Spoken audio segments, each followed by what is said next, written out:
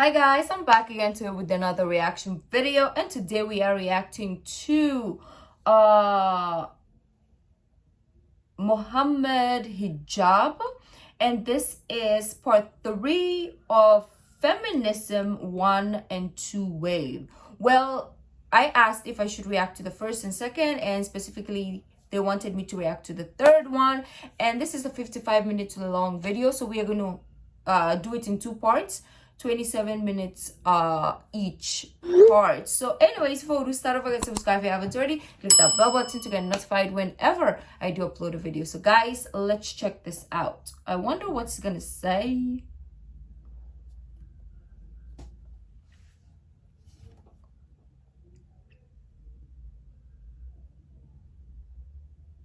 Assalamu alaikum wa rahmatullahi wa barakatuh, and welcome to the next episode of the series where we're going to be talking about feminism, a very important topic, of course, and one that is very crucial to the discourse. So before we begin, inshallah, we're going to start with the poem, the Londoniyyah poem in the Arabic language, or that part of the poem which specifically relates to feminism, and then we're going to come back and do a sharh or an explanation of it. Okay. فصل النسوية والنسوية دعت لما أسى للاستواء بين الرجال والنساء ثم لها مراحل. I know Nisa is woman, so I'm glad I know that because we reacted to Surah An-Nisa, the woman. I'm so glad I'm learning. لما أسى للاستواء بين الرجال والنساء ثم لها مراحل تعد ثلاثة لأجلها تعدوا أولها في الانتخاب طالبت فسمحوا لها وبعد شاركت وبعدها قمن بما تقوم رجالهم ورمن ما تروم حتى رأينا أن من في البيت عاملة في سجنها المقيت وبعدها طالبن باستواء بلا تفاوت ولا انتهاء. So this part of the poem is discussing the different waves of feminism. As people will be aware, there are different waves. There's the first wave of feminism, the second wave, third wave, and so on. First wave feminism is really a wave of feminism which relates to enfranchisement of women. So this is really a cause-based wave. You know, the main thing here was voting. And before that, actually, you could say you had Mary Wollstonecraft, who wrote A Vindication of Women's Rights, and that was in response to Rousseau, actually. And it's really interesting to see the kind of things that Mary Wollstonecraft was asking for in the book. She wasn't asking for the same kind of thing that we find in the second wave feminism, and she was not asking for the kinds of things we see, obviously, in third wave feminism. So the kind of things that we'll talk about, education, these kind of things. But then it was all about the vote. And so in 1918, a group of European countries became, allowed the vote for women. Obviously, 1919 and 1920, countries like Canada and Britain and so on, they also joined that group of countries. So you could say in general, from the years 1918 to 1920, enfranchisement or women's suffrage became an issue that was on the table and became solved. And many people had become, these countries had actually allowed the women's vote. So actually, we have to be specific here that it's still in the UK, women over the age of 18 couldn't vote. This happened later on, I think it was 1929. It was actually women that were over the age of 30 that could vote in 1918. So this is very important. It's not just the case, though, that first wave feminism had an impact, right, on the vote. This is probably a misconception.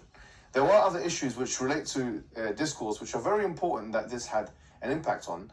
Of them is the age of consent, actually, which is a huge thing, especially from our perspective because of the discussion of, you know, the Prophet's marriage to Aisha and all these kind of things. Remember? In the year 1929, the age of consent changed from 12 years old for women, in the UK we're talking about, to 60. Okay. Well, here in the Philippines, I think they're changing it to 16 from 12 also. We still have that law, actually. I don't know if they changed it now or it's still under, they're still in the process of writing a bill for that because the age of consent here is definitely 12. I have to recheck if it's now change. I think they were changing it to 16, if not like 14 or something like that. That's crazy. There was a change in the age of consent. Now, the question is, why did that change take place? And you've got to look at, obviously, the historical timeline. This is after World War I. World War I took place between 1914 to 1918. And the Liberal government came into power, and they had policies of development. They were trying to develop the country again, infrastructurally and educationally.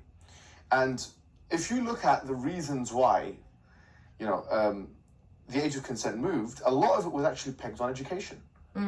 So education became, and look at this now. I mean, we consider a child until they finish school.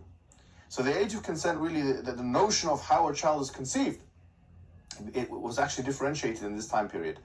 It was absolutely the norm. This is less than 100 years ago, actually. Less than 100 years ago. I just want you to think about that, right? It was absolutely a norm for a 12-year-old to be married. It was actually in the books. It was allowed for a 12-year-old to have intercourse and so on. So the thing that really changed this was the pressure of the feminist movement. And then obviously because England had been what it was, Britain had been what it was in terms of its colonial positioning, countries like India, which, if my memory serves me correctly, actually implemented this law before England of the age of consent, had already been influenced by that discourse. So first wave feminism, it's not correct to think that the only cause that they kind of had an influence on was enfranchisement or the woman's vote. There was actually other causes. This is one of them. Now, first wave feminism was actually also related to racism. And people don't know this. And it's a very important point to know, that the main kind of founding mothers of first wave feminism were racists. And they were racist specifically to black people. You got on your PowerPoints here, if you can see in the first wave feminism, So as you can see here, it says, so it's mentioned 3 women here: Elizabeth Stanton, Millicent Fawcett. And by the way, there's something called the Fawcett Society here in the UK named after her. Fawcett. She was racist. She didn't mention the lynching. The lynching came from a woman called Rebecca Latimer Felton, who was the first senator of the United States. And by the way, senators are more important than women in the House of Representatives. She was talking about black people being lynched. So this person that they celebrate in America, they celebrate, and I put the reference there, they celebrate her as the first woman senator. She was saying black people should be, how could they get the vote, she was saying. These blacks, these fools, how can you let these blacks have the vote and not us? This is the understanding, because don't forget, black people had the vote before who? Before black people in America had the vote. I reacted to that, but not in this channel. It's my other channel, because I react to like American things there. I think it was in I don't remember the year, but they allowed blacks to vote. But was it black men only? And so this woman was saying, how could these blacks have the vote? You should lynch them instead of giving them the vote and not us. So when women in this country and in other places, they associate themselves with this, and 100 years of, I remember just some time ago, 100 years of, enfranchisement and voting and the first wave, and you be taught this. They don't tell you that these are colonial racial people, that they were talking about lynching blacks. This is in the historical record. It's not something which is an open secret, if you like, So there's 2 or 3 things we need to understand. Yes, they influenced the discourse, but they did so for privileged purposes. They believed in entitlement. They were entitled women. They weren't talking about women in other countries in the colonies. They weren't talking about in the developing world. They only cared about themselves, to be quite honest with you. And if they didn't care, if it was all a humanitarian and egalitarian ethic, then what about black people that you're talking about lynching? You see, this is a very strong argument if you think about it. And this already, it shows us the colonial nature of feminism, okay? And the racial nature of feminism. It really is a colonial elitist discourse which can be traced back with sources. You'll be surprised that in the 19th century there was something called wife selling. These are some things in the UK that it was difficult for some people to divorce their wives. Very difficult to divorce their wives. What they do, they go and sell them in the market. They used to sell. Now this, by the way, we don't want to be, how people are orientalist towards Muslim narratives, and we don't want to be the same. This was not a law, as far as I know. It's not a law in British statutes, but it was something that was practiced up until the 19th century. So you can see why this would aggravate women. They would actually literally, if you look online and see how wife selling, they would literally be tied up, put this thing on their face and literally like animals, and come and sell my wife and this and that. They had all kinds of practices, by the way. If a woman wanted to get a divorce in, 18th century Britain, and she had to prove that her husband was impotent sexually, there was a practice that they used to go to court, and she used to have intercourse with her husband to show that she couldn't finish the job. And the judge was there to see. So they had all these kinds of weird practice. Or it's not very weird. I mean, now. I think it's based on time, I guess. As we can say the way that things were done back in the days was weird, but that is because it's in that time. We cannot judge something or an action based on the timing as well. I mean, we can, but sometimes it's time based. I don't even know. I'm just gonna keep quiet because actually this is something that's revived itself in different ways. I can explain myself. But this is weird practices, of course, from a legal perspective is what I mean. Yeah. And that's really the backdrop of the feminist movement, why it came about contextually. Any questions here? Yeah. Fawcett, yeah. Well, these were the two who you said. So they were racists. They were the founders of First Wave. So they were key figures in first wave feministic discourse. The other one, Stanton, that I've mentioned, the last one, she's the one who talked about lynching black people. She was the first senator in America. She was the one who said lynch, used the term lynch. Yeah. I didn't even know that there were people in the back actually. Yes. I thought he was just talking to the camera. No, this is not one person, one opinion. This was a movement. Yeah, this was. There's actually papers written on this. It's quite easy to find the papers written on this. It was a discourse that was actually cross-national. Like even in the UK, you had the racists. In America, you had different. It was surprisingly popular opinion to be racist as a feminist at that time. It was surprisingly popular opinion. I've given three names, but there are others that we can give. You said the first female senator. Is it Latina Felton or the top one? Stanton is the first senator. The last time I mentioned the slide. Interestingly, there's something called the Fawcett Society here in the UK. It's one of the major feminist societies named after this racist woman. Anyways, put that to the side. So we talked about suffrage. We talked about the countries. Now, I've put something interesting here, which is some examples of legal analogical reasoning. So this is Rue versus Rue or something. It's called Rue My versus Rue. laptop is And this is something that I saw making that a lot of noise. seemed to be like a judgment. And this is why marriage of someone under 16 is seen as abhorrent at this time. I find it quite interesting. So according to modern thought, already it's telling us what's going on, it is considered socially and morally wrong that persons of an age at which we now believe, so he's already telling us, now we believe, when was now? 20 years ago, literally, yeah? Or whatever it may have been. We now believe to be immature and provide for their education. So education's at the center. Remember, so now adulthood is connected to what? Education. If you haven't finished your GCSEs, you're not an adult somehow, right? That's the idea. They don't have GCSEs then, but the idea is your adulthood and your maturity is connected to your education. And once again, education became a big thing because the Liberal government wanted to develop the country. So we have to understand that that is their standard, okay? And it's very difficult to moralize on this basis because you can see clearly the historical development in this country and other countries where it started to be moralized that actually this was a decent age for marriage or intercourse, and this was not a decent age for marriage and intercourse. It's not really a biological or physiological thing, whether say this is really pegged strongly on education or lack thereof. So you're saying that these three people contributed to I can't really hear the people at the back. Yes. they were racist. Yes. That's what we're saying right now. Yeah, that's exactly right. Remember, first wave feminism isn't really the influential one, if you want to call it that, right?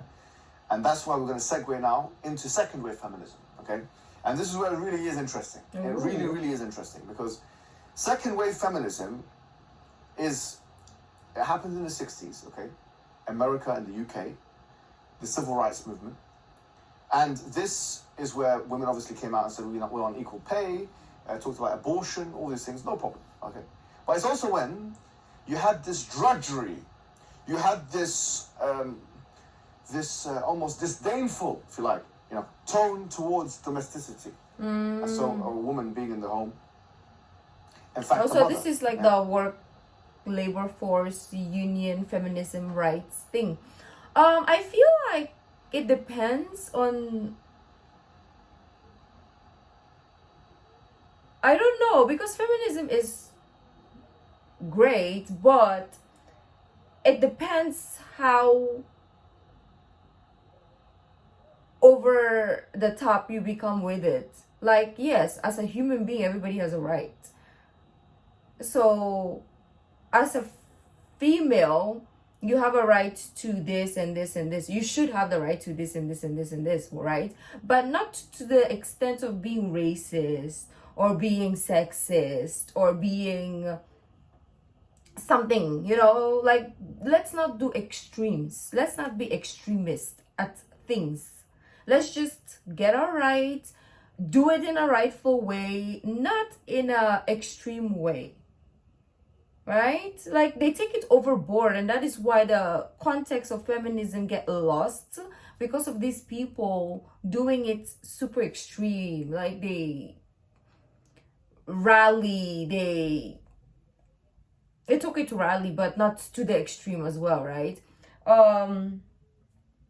They instead of like getting what you want, you just put other people down with you. I don't know if I'm making sense. A mother became the subject of attack. All of the major, you want three main names that you need to know about second wave feminism in terms of academics. Number one is Simone de Beauvoir. The second one is Betty Friedan. And for the sake of argument, why not put Germaine Greer there as well? Yeah? Germaine Greer, who's still active, by the way. She's still about talking and stuff like that, and talking, being controversial. So these three women have published works. The two probably most notable works that you need to be aware of is Betty Friedan's Feminine Mystique, 1963, and Simone de Beauvoir's Second Sex. These are the two. It's like their Quran and Sunnah. Sorry to put it in that. It's like their main. You want to put it. Their main academic works. Sorry. I believe it is. Yeah. The names are on the slide. Yeah. If not, we'll yeah. Yeah, I think it will be on the second thing. So we wrote Feminine Mystique. And Feminine Mystique is where the famous line, comfortable concentration, the home is a comfortable concentration camp. What was it, Ar-Rahman in the poem? Amilatun fi sijniha al-maqiti. So it's been translated. It's very, that she is a prisoner in her house. By the way, she actually retracted this. Very interesting. In her book called Second Stage, which she wrote some 10 years after or something like this, she said this was a bit extreme for me to say that. People don't realize she made a hell of a lot of retractions. Why did she make retractions? I'll tell you why she made retractions. She made retractions because in the year 1970, she wrote a book called The Second Stage. You can get this book. And she realized by doing these kind of sociological investigations that women were actually having things worse. That things were getting worse for women. I'm going to read something from her book right now. Okay. She said that women are experiencing more signs of psychological stress than women in their 20s and 30s had in the 50s and early 60s, she admits. Listen to what she says. And we're more likely to feel on edge of a nervous breakdown than young men, she said. So this is after what? After the civil rights movement, after the implementation of Equal Rights Act, after women are going to work, after all of the discussion about feminism, after women were burning bras, after. So she goes and checks to see if women are happy now because of what she's done. And she realized that actually women are sadder, they're worse off. Their welfare has been affected in the negative. And she says that, she admits this in her book, The Second Stage, which, by the way, you don't find in curricula. You don't find in syllabi, this book, Second Stage. You find Feminine Mystique. Even in second GCSE and A-levels, they don't teach any kids about the second stage. It's a book she wrote. And in fact, it's a book she wrote after the book, Feminine Mystique. But because it has all these admissions, these dirty admissions that she puts and she tells us the truth about, we want to hide this under the carpet, do we? Women 35 to 39, 1 in 3, she says in the same book, in the 1970s experienced a nervous breakdown, which is more than a 10% increase, which is in sociological terms quite heavy. So she realized, based on her own study, this is Betty Friedan we're talking about, that more women were suffering after the implementation of all of these things, and after they go into work, and after they've taken up all these attitudes towards domesticity, and the family and the home and the motherhood and all these things. You see. And she even admits, quite interestingly in the book, she goes, women have a profound human impulse to have children. Well, you weren't saying that before. No. All the tone has changed now, has it? When you see women are suffering and coming to you and crying in nervous breakdowns, Now you're saying, well, actually, women have a profound instinct, she says, or impulse, sorry, to have children. Well, you weren't saying that before, Fredan. She realizes what she... Well, it's good she realizes, right? It's good that she's learning as time goes by. If she was kind of like not realizing this and not learning, then there's something wrong. But the fact that she's kind of like learning is, I guess, a good sign in a sense. And she put women in, but is she the only one? You'll be surprised she's not the only one. I don't know. In 1981, after realizing the troubling psychological impact of women, Fredan states this. Let me just go with Fredan for a second. She says, we had better find a change. But change is hard, because listen to what she says. It's unbelievable. Unbelievable what she says. Listen to what this. did she say? She goes, About because religion? women have almost a religious feeling about the women's movement. Allahu Akbar. Allahu Akbar. SubhanAllah. She says, well, we've got to change this now. This is 20 years after everything. She goes, because women now are becoming, it's like feminism has become religion. Who's saying that? Betty Friedan. She One of herself. the founding mothers of feminism. She goes, I realize we have to make a change. She's saying this. I realize we have to make a change, but what? But it's difficult now because women have a what? A religious feeling towards feminism. Can you imagine this? A sacredness, a reverence, an awe. This is what she continues. It keeps us from asking questions about what really matters to women now. So, you see, it's really negatively impacted women. She realizes that. She wants to change that, but she can't because she's already created a monster. She's already created the Frankenstein of feminism. She's already helped contribute to that. And now she's trying to pull women back. Actually, we're going too far. No, it's too far. The Frankenstein has already been created. And do you know who's suffering for it? Women are suffering more because of it. And one of the most powerful things I've ever read from a feminist, I want to know what is from Germaine Greer. In her book 1981, The Whole Woman. Remember, Germaine Greer was one of the founding mothers of feminism. See her online. How she's coming with arrogance and talking and smoking cigarette and this and that. And she's with confidence talking about how important it is and attacking domesticity, attacking this and equality and all that kind of. And what? She comes in 1981, she goes, I mourn for my unborn babies. I mourn for my unborn babies, she says. This is two of your big names. Two already. We're going to come to the third one, which is the worst one, by the way. Which she said, I mourn for my unborn babies, she said. She goes, I still have pregnancy dreams. She's exposing herself. Waiting with vast joy something that will never happen. She's past the age of pregnancy. Never happen. Allahu Akbar. It's a punishment for you. Because you were telling all the women. It's like you're telling all the women that motherhood is X, Y, Z and all that. Now you'll be punished because you realize that actually you suppressed your instinct. That is when I feel like feminism goes extreme, is when they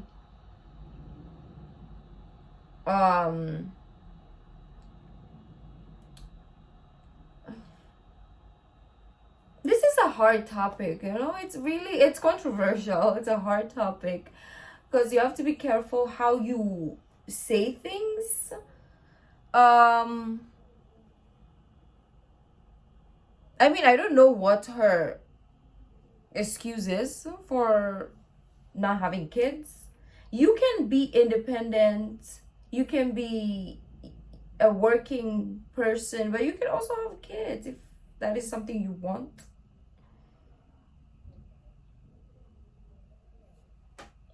It's really hard to talk on this. And you hurt yourself. You're playing with fire. You played with fire and you got burned. De Beauvoir. De Beauvoir. I like that name. If you want to put the main woman of feminism in the second wave is De Beauvoir, the second sex, because it had been probably the most robust and thorough philosophical work that had been done on feminism. And up until the third wave, it was the main way in which scholars of feminism would argue for feminism. Okay, this is what she says. We know her thought, right? She attacks the institution of motherhood. She attacks domesticity. She talks about how it's sort of oppressive to be a man, and biologically even, and these things. But she says the following. She was talking about she had a boyfriend. His name was Sartre, Jean-Paul Sartre, a huge philosopher, big name. Imagine now she's telling women not to have what? Husbands or this. She's telling them not to have husbands, yeah? Not to be married, not to have kids. But listen to what she says about her own boyfriend. Listen to what she said. She goes, I felt dominated by someone else intellectually. Sartre lived up to the man I had dreamt up until 15. I was simply... I feel like in this extreme side of feminism, like them, they are, I feel like it's just ego, you know, they're super, internally, it's ego. I feel like, you know, based on all the things that they've been writing or saying, it's just the ego. Like that, I felt dominated by someone else's intellectual stared satire, lived up to the man I have dreamt up at 15. I was simply not in his class. Alright. His class. I'm looking Wallahi, for my I have not charger, seen sorry. one single Muslim woman to ever say that. With the most complementarian lifestyle. She's an egalitarian. She said, I've never heard anything. I was dominated by my husband. I was not even in his class. The most traditionalist woman, the Amish. I've never said, this is what? So you're telling women not to have kids. You're telling women not to, she's like the devil. Wallahi, she is like shaitan. Sorry, let me just go into religious discourse for that. مثله كمثل الشيطان إذ قال الإنسان يكفر فلما كفر قال أنا بريء منك. It's like this in the Quran. It says it's like him, like the devil. He says, go and do disbelief, and when he does it, he says, I've got nothing to do with you. In her own life, what's she doing? She's saying, you're my superior. I'm not even in your class. But she's writing in her books as well. She's writing, don't get married, don't have children, don't allow this from the man. It's like this nonsense hypocrite. She's a nonsense hypocrite. Well, she wasn't even married. We'll come on to it. Yeah. She wishes she was. As she even admits. Well, not this, but she goes, I was simply not in his class. She looked in the mirror. Just like you had a doubt. Or is it, you know how sometimes people, they shoo things away because they know that they can't have it? Is that how those feminists were? It's like, oh, I know that I'm not pretty enough, so I'm just gonna be a bitch. I know that this person is not gonna like me, so I'm gonna reject them before anything else. I know that I am gonna fail this class, so I'm just gonna not study. Okay, so is it like that kind of mentality? Like, let me burn myself before I get burned. That is how it's sounding like, actually. Like you said, she said, I detest my own reflection. Yeah, it's like I'm ugly, so I... She goes, if at least my own thought had given birth to a hill, a rocket, but nothing has taken place. I'm astonished to realize how thoroughly I have been cheated. Cheated by who? Who are you talking about? Cheated by yourself. You cheated yourself. Yeah? She's writing her autobiography. She thought we didn't read. Then she also admits, I don't know, she thinks it's a diary entry. She writes the following. She goes, before her boyfriend, Sartre, came from Paris. She was Sartre, that's how you say it. Sartre from Paris. New furniture is brought, the walls are papered, and new clothes are purchased. Oh, you're trying to make an effort for him, are you?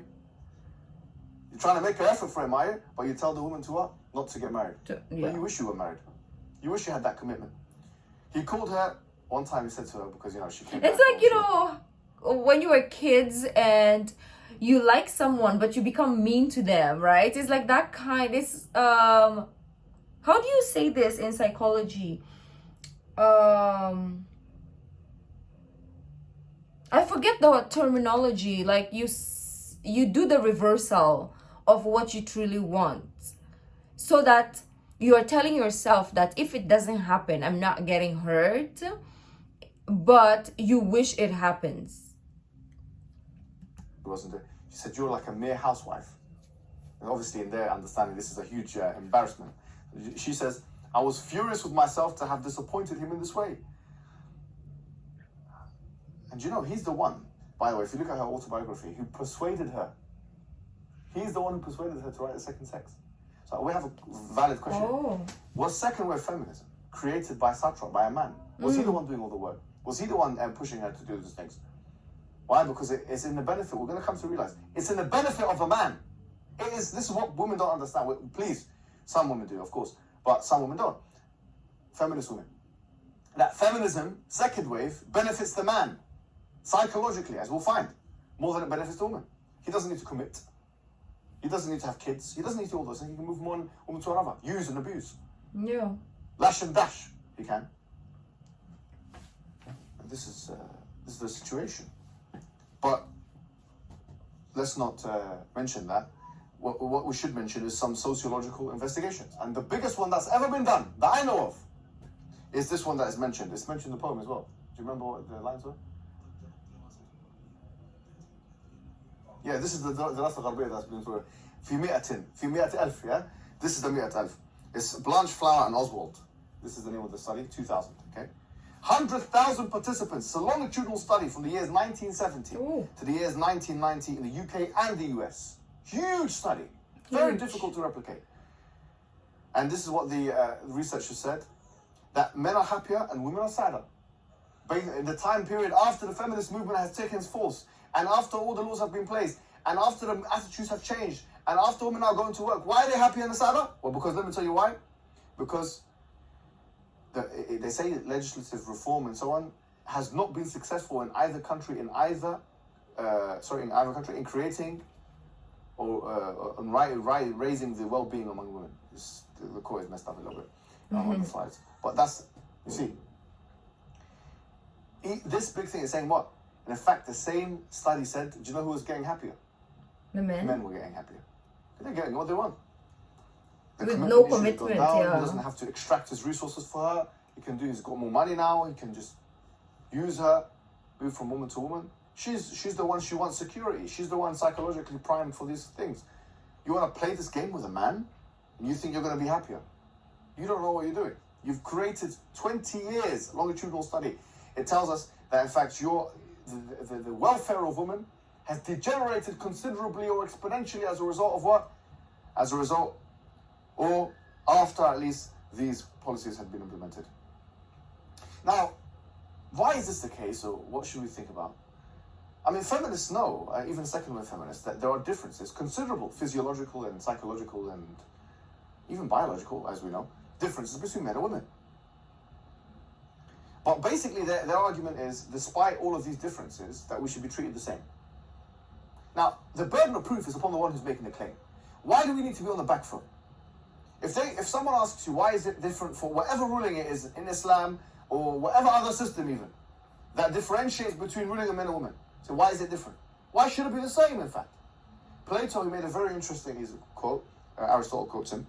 He says, treat like cases as like, meaning identical things should be treated identically. And different things, by extension, should be treated what? Different. Now, your feminism doesn't accommodate for the differences between men and women. That's a failure. That means it has less explanatory scope. Now, why should we cover for their failure, or even accept it as a presupposition for answering their questions? They're asking, why is it that we'll come to it, but why is the inheritance difference? Why is polygamy? Why is man can marry this and that? Why should it be the same, in fact? Why is there an assumption of equality, of absolute equality? This assumption itself is unsubstantiated. And in fact, they need to argue it from first principles. They need to argue why it should be different things should be treated the same. They need to argue that, not us. And in fact, this is one of the key reasons, and very important here, why ridda happens, why apostasy happens, or why shak happens, or why raib happens in the deen, or doubt. And we, because we've been in the back foot for too long, have not been able to answer this properly. The way we answer it is, is the assumption that different things should be treated the same. We believe that identicality in value does not mean, so equality in value does not mean identicality in roles. One more time. Equality of value. We do believe men and women are equal in value. Yeah, spiritual value, they are equal. Equality of value is not equivalent to identicality in roles. This is an extremely important sentence. Memorize it. If they want, we're gonna stop soon. That's why I keep checking. That it should be the case, they have to argue for it. It's not me that has to argue for it.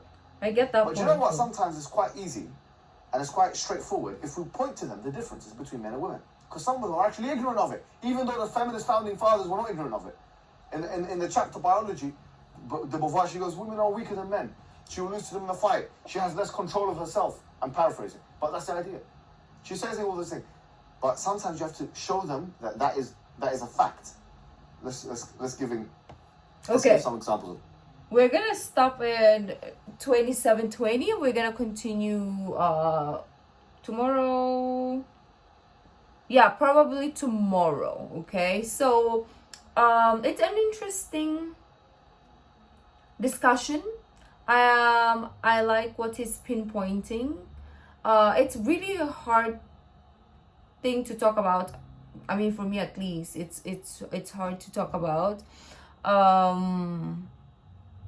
because there's so many sensitive people. So whatever you are gonna say, that's why I try to say less, especially in topics like this, because there's gonna be people who will watch it and take your thought out of context. And especially me, I don't know how to verbalize my thoughts fluidly most of the time, so I don't want anybody to remove something out of my mouth and put it in a different context. So I kind of like want to finish the whole video before I put my thoughts out there. But yeah, it's just a very blurred line, you know. This topic is very blurry. It's crazy. It's like topic about racism also.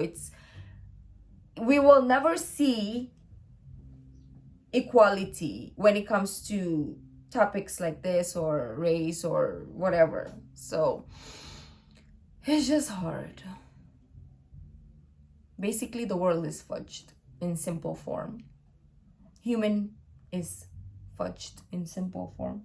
But anyways, let me know what you guys thought. If you like this video, don't forget to give this video a thumbs up. Subscribe if you haven't already. I'll see you in the next video. Bye.